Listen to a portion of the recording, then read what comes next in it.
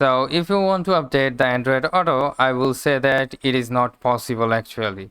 So you cannot actually update the Android Auto with the Google Play Store or the Galaxy Play Store because it is a internal software that only Samsung devices have. All right, so it comes with internal softwares, so you cannot actually find it onto the Google Play Store or Galaxy Store. So how you can update the Android Auto? So there is a solution for that. So you can go with the settings, and if you go to the software update and update your softwares or Android version of your mobile phone, then it will also update the Android Auto for you because it is also included into the internal software. All right, so that's how you can update the Android Auto, by updating your mobile phone completely with the internal updates the Samsung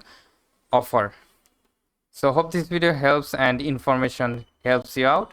If yes, please leave a like and we'll see you pretty next time.